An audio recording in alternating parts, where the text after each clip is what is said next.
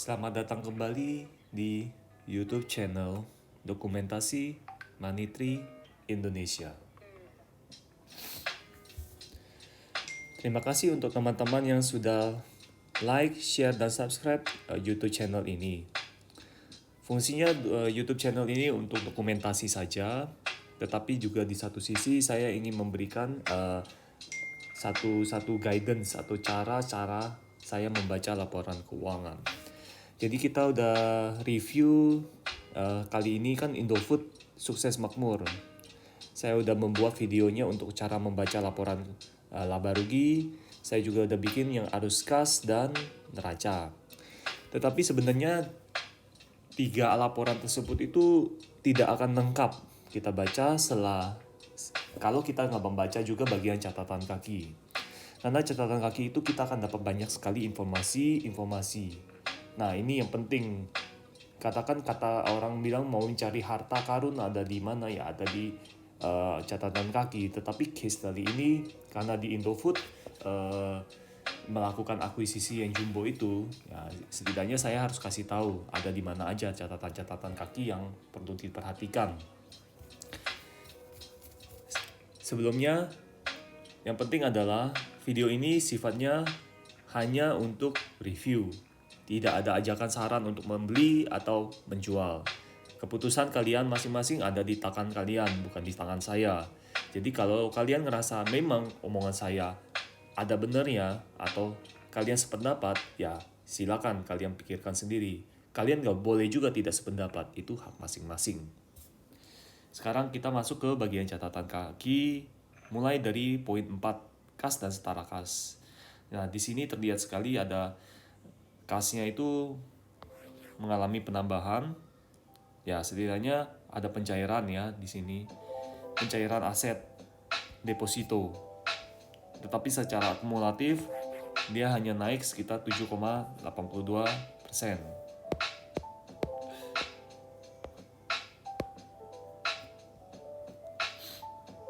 Nah, di sini kelihatan sekali ya. Jadi perusahaan ini masih tetap punya cash yang lumayan oke lah. Nah, selain ini kita juga perlu melihat yaitu piutang. Nah, di sini piutang ini yang saya bilang naiknya itu lumayan banyak, 31,21%. Kenaikan ini signifikan terjadi pada khususnya periode ke kuartal ketiga. Dan setidaknya kalian perlu mengetahui bahwa untuk pihak ketiga neto ini merepresentasikan sekitar 85,76%. Jadi uang yang belum bisa ditagih itu dipegang oleh pihak lokal. Pihak ketiga berarti yang bukan yang pihak berelasi. 85% dipegang oleh pihak ketiga. Sedangkan pihak berelasi memegang sekitar 14,24%, setara dengan 1,01 triliun.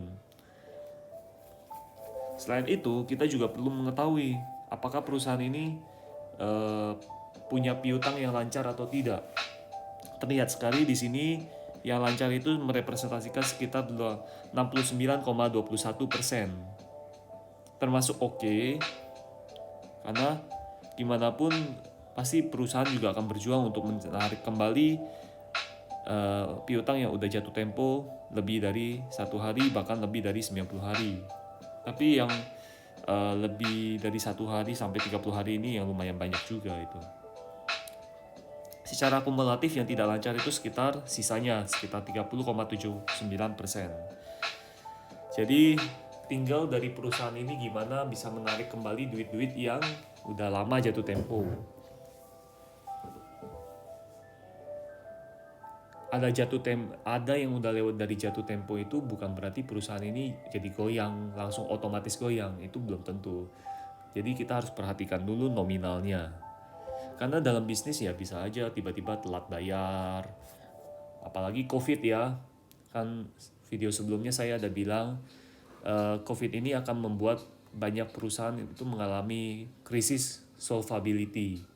Istilahnya solvability itu gimana perusahaan ini melakukan solve the problem atau bisa menyelesaikan satu masalah gitu.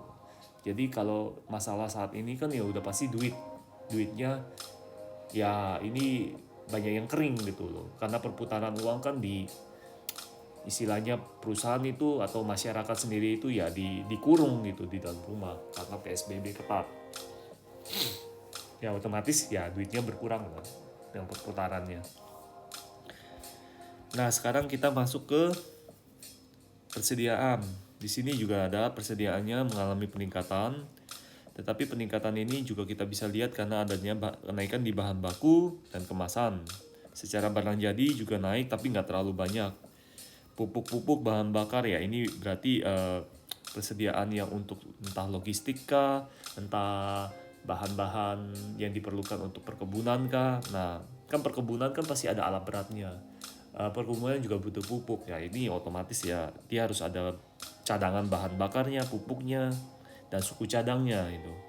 Persediaan dalam perjalanan juga ini berarti barang-barang yang udah dipesan tetapi belum tiba. Ya, barang-barang yang udah dipesan tapi belum tiba. Nah, kira-kira seperti itu bayangannya. Persediaan ini naik sekitar 9,48% year on year.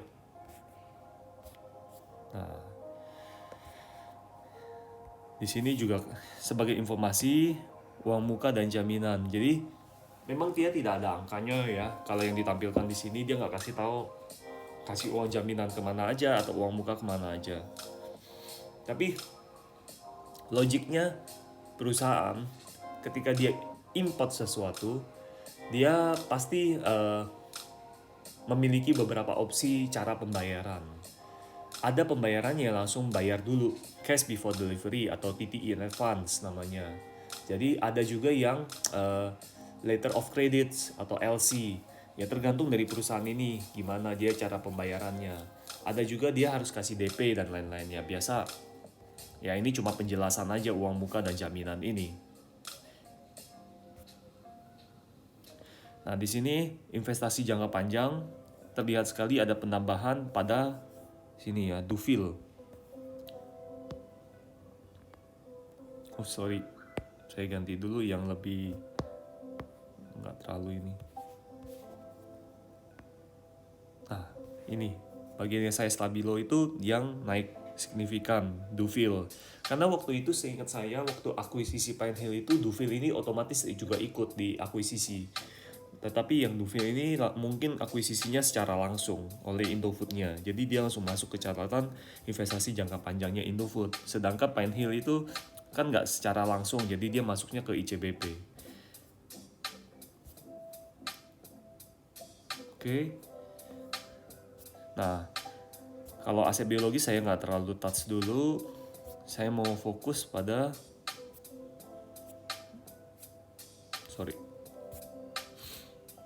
goodwill. Yes, this one. Nah, jadi kombinasi bisnis PCL, Pine Hill Corpora Limited. Jadi ICBP kan melakukan akuisisi jumbo ini. Kita tahu banyak komentator saham atau reviewer lah atau apapun itu ya di tahun lalu itu mereka semua ngomong antara ini mahal, antara ini nggak mahal. Ya sekali lagi antara ini mahal atau ini nggak mahal. Mereka cuma fokus pada itu dan memang ya itu yang mau diarahkan gitu loh. Fine, kita coba ikutin dulu cara pola mikir ya teman-teman yang udah duluan review masalah mahal atau tidak mahalnya. Kemarin kan belum ada buktinya, sekarang kita setidaknya udah ada bukti, lebih enak kita ngomongnya. Pine Hill Corpora Limited ini dibayar sekitar 43 triliun. Sedangkan nilai wajarnya hanya sekitar 10 triliun. Ya, ini otomatis kalau simpelnya ya kemahalan. Belum lagi dia ada kepentingan non penggandali sekitar minus 19 triliun ini. Mahal nggak? Ya mahal. Otomatis ini. Jadi banyak yang orang udah ngomong ya mahal itu ya ini udah terbukti berarti. Pertanyaannya kenapa harus bayar lebih mahal? Nah ini balik masing-masing punya persepsi gitu loh. Kalau bagi saya sendiri, kenapa harus menarik duit sebanyak itu dari Indonesia keluar dari Indonesia gitu loh. 40-an triliun itu keluar dari Indonesia itu begitu besar nominalnya. Kenapa nggak invest di internal aja? Tapi ya ini balik lagi keputusan majority ya. Sekarang akuisisi Pinehill ini karena lebih mahal itu pasti akan menyisakan namanya goodwill. Jadi sekali lagi saya mengulangi supaya kita sama persepsi dulu. Goodwill itu adalah satu nilai kelebihan yang dimana terjadi ketika kamu membeli satu aset melebihi nilai wajarnya dia.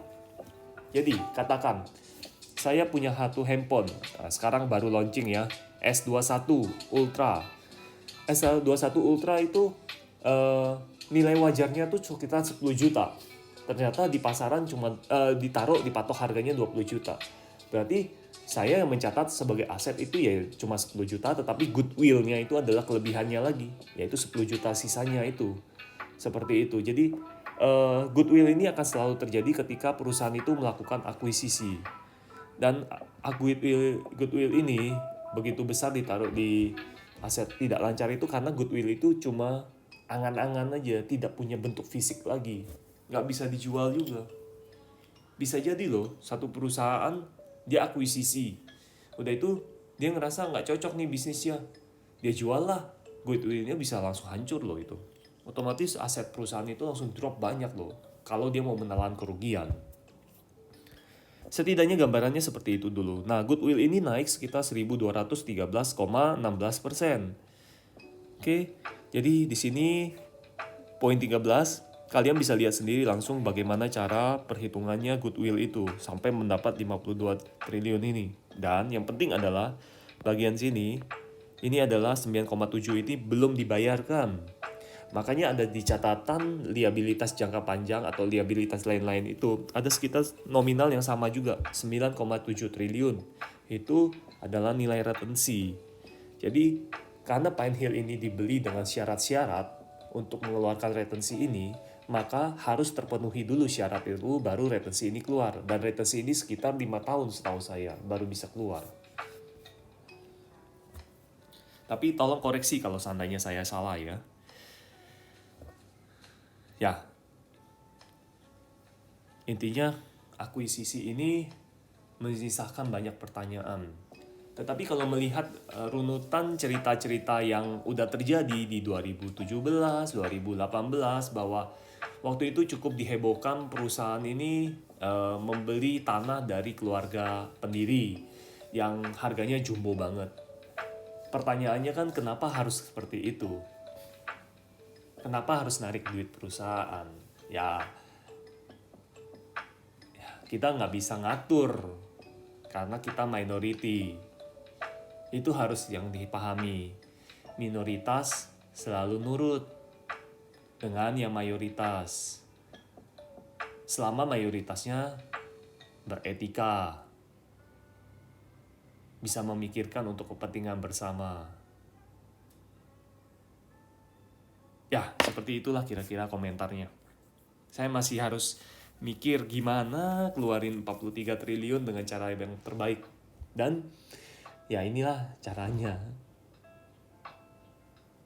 Perusahaan mendapatkan uang fresh dan dibebankan pada perusahaan-perusahaan yang ya udahlah yang listing aja deh, yang pegang ICBP, yang pegang IDNF, yang ngerasain aja deh, bayarin bunganya.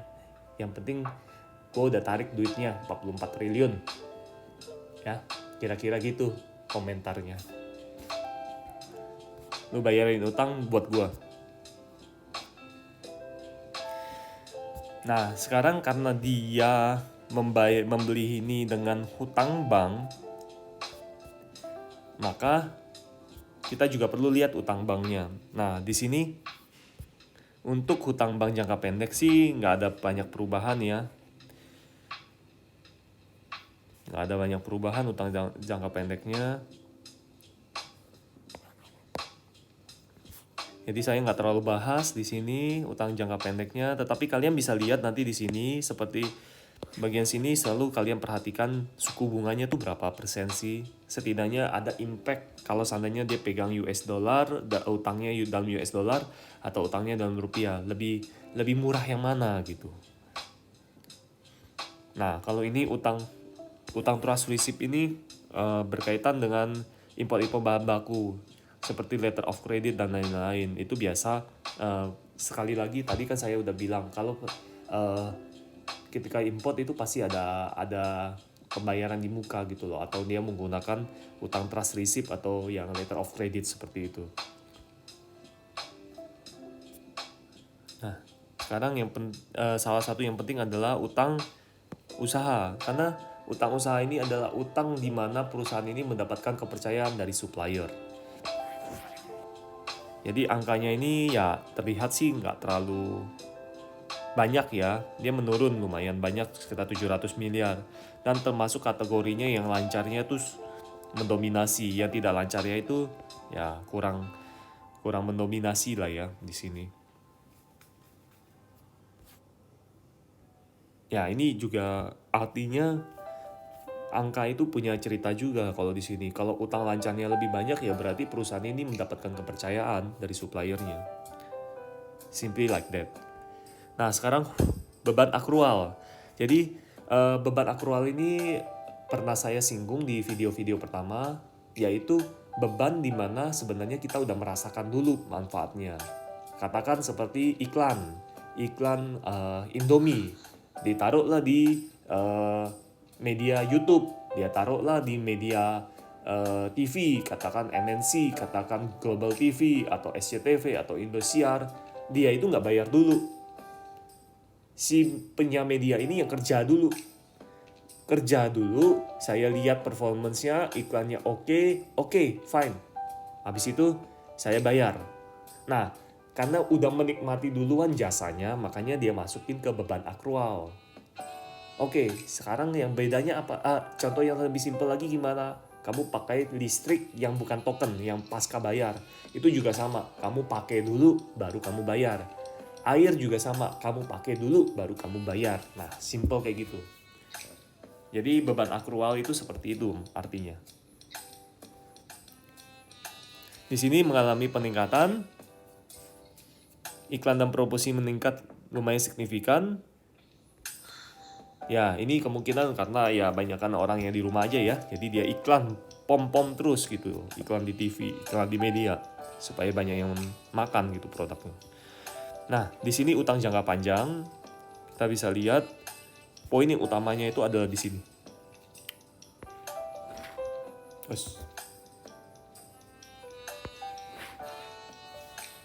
Nah, di sini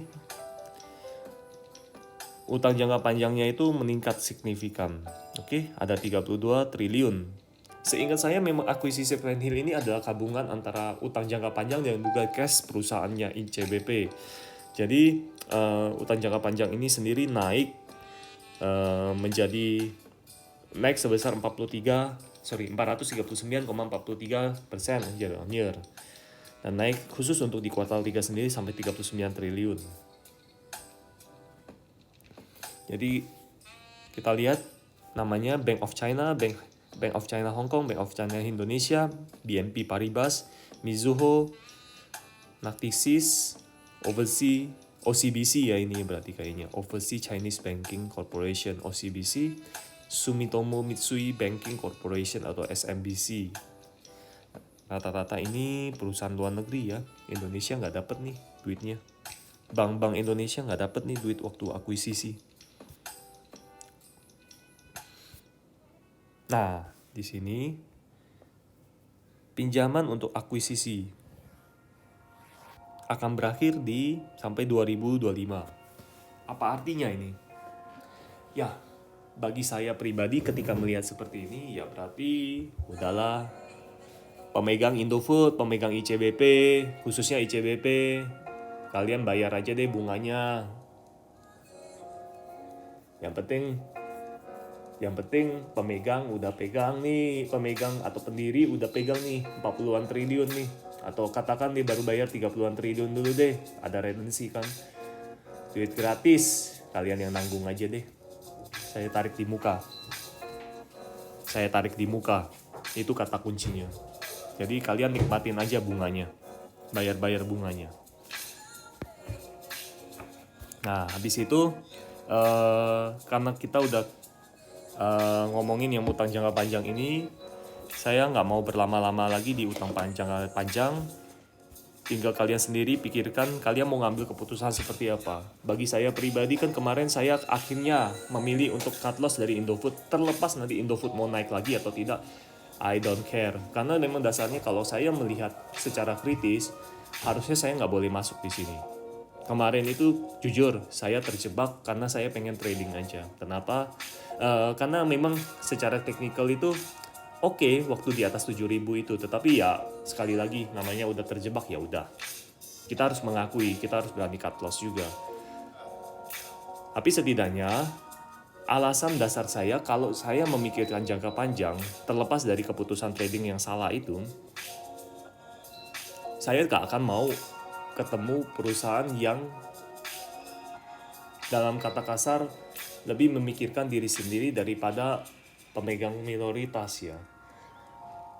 Pemegang minoritas itu walaupun gak ada nilainya atau gak ada harga dirinya di mata majority, setidaknya harus tetap dihargain. Katakan seperti salah satu bank privat terkemuka, sampai sekarang aja dia gak mau stock split kan. Coba dipikirkan, kenapa dia masih tetap gak mau stock split? Karena setiap perusahaan secara track record ketika dia stock split, dia akan mudah dihancurkan gitu. Kamu lihat Astra International, stock split di 7.000, mungkin udah 6-7 tahun yang lalu stock split. Waktu itu harganya 70.000, jadi apa sekarang? 6.000. Mungkin pemain-pemain baru atau yang investor-investor yang baru masuk sekitar 2-3 tahun terakhir ini nggak mungkin tahu, nggak pernah ngelihat itu loh. Astra dulu harganya 30.000 dinaikin sampai 70.000, stock split terus hancur. Ya itu yang realita. Sampurna juga sama, tapi case Sampurna waktu itu dia narik sampai 90.000-an sampai 100.000 itu waktu itu karena emang ada rencananya dia harus menuhin free float gitu ya. Waktu itu kalau Sampurna itu kecil sekali, masyarakatnya mungkin sekitar yang beredar cuma 2%. Yang masyarakat ya, bukan beredarnya malah. Masyarakat cuma paling sekitar 2%-an atau 3%. Akhirnya dia harus right issue. Sebelum right issue, nah ini saya bilang ada baiknya dari pemegang saham inti atau majority dari Sampurna adalah di squeeze dulu duitnya. Dia squeeze laba-laba yang ditahan dari Sampurna itu dan dia bagi sebagai dividen. Itu baik karena semua dapat rata gitu. Bukan sendiri aja yang dapat gitu loh. Bukan majority aja yang dapat, tetapi semua dibagi rata. Nah ini kita perlu lihat juga sebenarnya tabiat dari manajemennya itu seperti apa. Tetapi oke, balik lagi setelah track record, namanya udah pernah stock split, agak susah untuk ditarik. Agak susah untuk dikontrol karena akan banyak katakan entah institusi atau bandar-bandar yang mulai akan lebih mempermainkan harga saham. Karena harga saham tidak dikendalikan oleh perusahaan. Perusahaan hanya mengendalikan bisnis dan juga jumlah sahamnya. Jumlah saham yang bisa beredar itu secara hukum dikendalikan oleh manajemen. Jadi kalau BCA belum mau stock split, beruntunglah kalian. Jangan harap dia stock split. Sekali dia stock split, kalian akan habis dikerjain sama bandar-bandar. Poinnya di situ. Nah sekarang balik lagi sebagai gambaran aja. Sekarang saya mau masuknya di bagian penjualan, oke? Penjualannya itu secara neto mengalami kenaikan 1,61%. Udah dijelaskan pada laporan laba rugi. Setidaknya kalian perlu mengetahui di sini adalah pihak ketiga penjualannya lebih besar dibanding pihak berelasi. Jadi nggak terlalu bergantung pada pihak berelasi ya. Ada keunggulan seandainya pihak ketiga itu lebih banyak karena berarti perusahaan itu menyebar ratakan gitu loh pendapatannya. Kalau seandainya pendapatannya terlalu terkonsentrasi pada pihak berelasi, kalau seandainya pihak berelasi ini kenapa-kenapa, ya berarti hancurlah perusahaan itu. Selain itu juga ada dugaan bahwa jangan-jangan pihak berelasi cuannya lebih besar. Jadi maker ya cuma maker aja. Ya ini silakan balik lagi ke perhitungan masing-masing. Selain itu di beban penjualan, di sini terlihat nggak terlalu mengalami perubahan, cenderung dia stabil. Bahan bakunya yang digunakan juga cenderung stabil, beban produksi juga cenderung stabil. Ini simply perubahannya terjadi ada di bagian di sini ya, persediaannya dalam proses ini aja yang banyak berubah sama di sini. Secara beban produksi itu dia cenderung oke lah, masih relatif stabil lah. Beban penjualan dan administratif di sini kita perlu lihat bahwa kan adanya kenaikan di kuartal 3 2020. Terlihat di sini sebenarnya masih fine-fine aja gitu loh. Masih fine-fine aja. Untuk beban umumnya yang juga sama, saya lihat masih fine-fine aja. Tidak ada yang mencolok. Nah, di sini ada penghasilan operasi lain. Jadi perusahaan ini masih mendapatkan penghasilan royalti. Brand-brandnya itu udah ada royaltinya. Indofood kasih ke IJBP itu bukan brand, tapi royalti. Jadi Indofood tetap akan mendapatkan royalti atas setiap Indomie goreng yang dijual. Nah, di sini juga ada laba neto, selisih mata uang kurs. Nah, dimasukkan jadi penghasilan lain-lain. Oke. Kalau di beban operasi itu juga sama nih. Ada selisih kursnya, tapi di sini kebetulan karena Indonesia rupiahnya melemah, otomatis di periode di 2020 itu jadinya perusahaan ini mengalami laba, bukan rugi.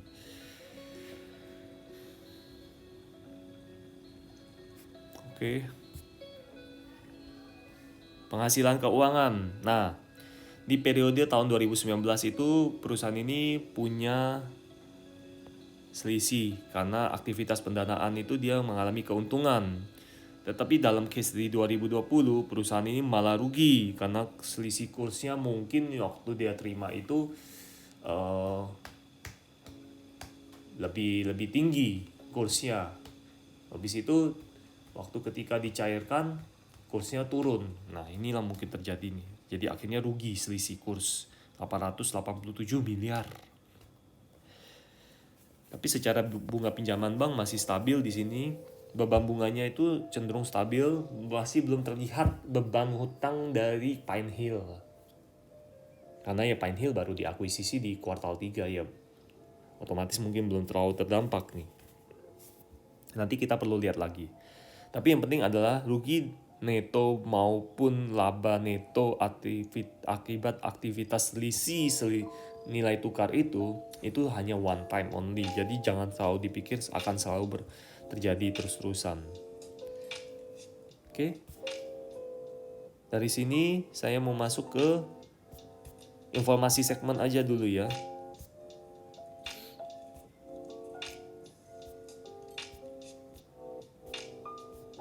Nah, ini yang kita perlu ketahui. Di Indofood CBP saya juga udah breakdown produk consumernya itu apa aja. Seperti Indomie, ada yang susu, ada yang penyedap rasa dan yang lain-lain. Tetapi karena Indofood sukses makmur ini adalah perusahaan holding dan dia punya banyak divisi bisnis, jadi dia udah langsung kasih tahu nih pencatatan dia berdasarkan ya consumer brand product, ada Bogasari, tepungnya itu, agribisnis ini Salim Infomas dan anak-anaknya, dan distribusi karena perusahaan ini pasti akan pakai jasa distribusi diri sendiri daripada kasih kecuan ke orang lain. Nah, di sini saya tuh sebenarnya udah ada breakdown juga untuk divisi consumer brand product itu secara penjualan di sininya. Saya cuma ngambil yang 33492 ya. Saya compare dengan tahun lalu. Tahun lalu ada posisinya di belakangnya. Kalian bisa lihat sendiri nanti di alat-alat komputer kalian atau tablet kalian bahwa penjualannya itu naik sekitar 3,85%. margin ini itu senilai 18,49% marginnya. Margin dari produk-produk konsumen. Nah, mau lihat breakdownnya, lihat di video Indofood CBP, bagian catatan kaki. Nah, laba ini sendiri, ini naik secara year on year, itu 13,04%. Bagus. Bagaimana untuk divisi Dolasari, penjualannya yang untuk eksternal ini mengalami penurunan 4,19%. Dan tetapi untungnya labanya itu naik. Labanya naik 8,87% year on year. Mungkin ada biaya-biaya yang turun di sini sehingga akhirnya labanya naik. Tapi karena dia udah konsolidasi, kita nggak punya akses sendiri untuk laporan Bogasari. Poinnya di situ. Kita cuma disajikan aja. Dan angka ini marginnya sekitar 9,38%. Ingat ya, laba usaha segmen ini masih kotor loh. Dia masih belum dipotong dengan interest, tax, amortization, dan lain-lain. Jadi masih kotor. Nah, bagaimana untuk segmen agribisnis? Kita sama tahu La Nina ini bikin produksi itu menurun gitu loh. Tetapi kan La Nina terjadi di kuartal 3. Memang di kuartal 1 sampai kuartal 3 itu Indonesia sendiri masih harus perang mulut dengan negara-negara Eropa masalah CPO. Dan mungkin di satu sisi itu permintaan waktu itu nggak terlalu kuat ya. Sehingga akhirnya penjualannya turun. Secara volume saya yakin turun sih. Apalagi diperparah dengan La Nina. La Nina ini kan faktor iklim cuaca yang tidak bisa bikin tanahnya produksi CPO itu berjalan dengan lancar, karena kan ya kebanyakan air ya gimana tanaman pasti ya nggak bagus lah kebanyakan air juga gitu. Pada dasarnya salesnya itu cuma turun 0,2% year on year, tetapi labanya ini naik signifikan sampai 346,90. Sebagai gambaran, di tahun lalu perusahaan itu hanya mencetak bagi bagian agribisnis itu ada 127,97 miliar. Oke. Sekarang 571 miliar. Kalau kalian mau spekulasi, belinya khusus untuk harga entah SIMP, entah LSIP. Tapi saya lebih menyarankan di sini. Yang ini jangan. Ini cash cow-nya. LSIP adalah sumber pendapatan besar dari SIMP. Dulu LSIP ini setahu saya punyanya grup Elang Mahkota MTEK. Ditukar guling dengan Indosiar. Indosiarnya dikasih ke SCTV. MTEK kasih LSIP ke grupnya Indofood. Nah, untuk bagian distribusi ya kita cukup tahu aja. Nah, memang dari penjualan distribusi ini dia naik 9,08%, labanya tetapi turun 9,13%. Secara margin sekitar 3,94%. Oke. Ini gambaran yang penting sebenarnya. Jadi kalian perlu mengetahui sumber pendapatannya itu dari mana aja nih untuk Indofood sukses makmur. Memang kemarin saya ada pikirin besarkah kontribusi laba dari divisi agribisnis ke Indofood, ternyata nggak besar. Jadi lebih baik langsung beli LSIP-nya sendiri. Buang-buang waktu kita beli di holding yang terlalu banyak anak usahanya.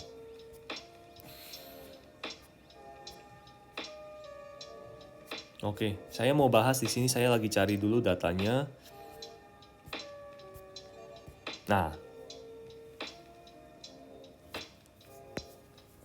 sebenarnya ini yang perlu kalian perhatikan, selalu cari bagian di sini. Jadi perusahaan ini selalu akan mencatatkan kejadian setelah gini. Saya ulangin ya bahasanya ya. Kita baca laporan yang berakhir pada September 2020. Tetapi rilis katakan di November, berarti ada 2 bulan yang tidak dilaporkan nih, kejadian secara angka. Tetapi dia perlu menyatakan bahwa, oh ternyata ada perjanjiannya di Oktober atau November, dia tetap harus tulis di sini. Karena kan dia rilisnya di November gitu loh. Jadi kejadian setelah pencatatan. Tetapi selain itu juga kita perlu lihat perjanjian-perjanjian. Jadi di sini perjanjian-perjanjian itu kalian akan menemukan bahwa perusahaan ini ada janji apa sih dulunya. Kan mungkin kalian akan mendengar atau sudah mendengar malah seperti Hypermart dibeli oleh Temasek. Itu perjanjian udah lama dan ada di laporannya MPPA. Ada juga laporannya di MLPL. Tinggal kalian lihat aja. Itu fungsinya sebenarnya untuk baca catatan kaki supaya kalian mengerti apa ada perjanjian atau tidak yang menguntungkan atau merugikan. Nah, di sini kalau komitmen penjualan sih karena saling informasinya ada bikin perjanjian kontrak dengan customer-customernya. Pengembangan perkebunan plasma ini kewajiban dari perusahaan sendiri. Nah, ini perjanjian untuk yang manajemen ini memberikan nasihat-nasihat. Oke lah, manajemen fee. Nah, di sini kalian pernah udah mendengar di tahun 2019 kemarin bahwa akhirnya Pepsi kerjasama dengan Salim ini atau Indofood ini berakhir. Di sini juga dia tuliskan. Jadi Pepsi tidak dijual oleh atau tidak diproduksi oleh grup C Indofood lagi. Nah, di sini juga ada perjanjian bentuk bantuan teknik, mungkin beli alat ini.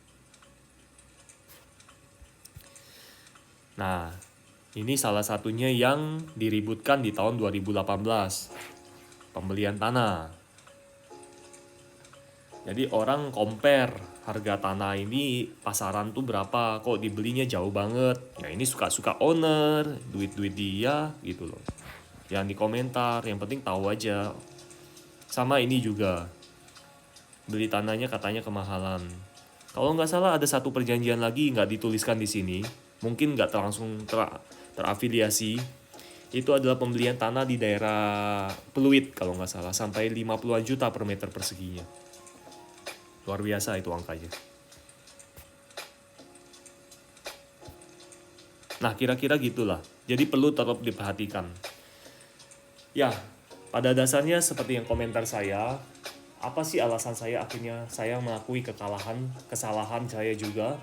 Ya, karena saya sekali membaca seperti ini ya sesuai dugaan saya. Teman-teman saya udah saya kasih tahu, sebenarnya saya nggak mau beli Indofood lagi. Mereka cukup bingung kenapa sih lu beli kemarin. Sampai akhirnya lu harus cut loss. Ya karena simply itu alasan technical. Saya ngelihatnya saya pengen trading gitu. Jadi keputusan tiap masing-masing kan portofolionya nggak selalu investasi. Tetapi juga di satu sisi kita juga bisa trading. Ini fleksibilitas dari kita sendiri. Kemampuan dari sendiri. Tidak ada yang lebih baik, tidak ada yang trading lebih baik, tidak ada investing lebih baik. Kita harus combine semuanya. Jadi jangan jadi fans die hard gitu loh. Jangan selalu mengagungkan namanya value investing atau technical analysis. Kamu harus belajar semuanya. Cari yang terbaik. Cari yang terbaik tetap harus dikombinasi. Supaya apa? Supaya menjadi ya tetap lebih relevan gitu. Jangan dibodohi oleh angka-angka. Jangan dibodohi oleh cat juga. Tetapi kalian setidaknya akan lebih paham di mana arah manajemen perusahaan itu dari laporan keuangan, dari menganalisa dampak akibat perusahaan ini melakukan satu kegiatan, ya katakan beli Pine Hill mahal-mahal, mahal-mahal, bunganya ditanggung oleh pemegang ICBP, ya dia sendiri yang nanggung, tetapi minoritas nggak dapat apa-apa. Mungkin labanya turun, mungkin dividennya tambah dikit. Ya udah nikmatin aja. Oke, sekian kira-kira. Nanti saya akan review satu perusahaan yang masuk ke dalam portofolio saya dan itu termasuk perusahaan yang bagus sekali. Saya suka sekali. Perusahaan yang nggak banyak hutang, yang memang kerja profesional aja, dan dia bagi dividennya jumbo. Ya, ditunggu aja videonya. Thank you.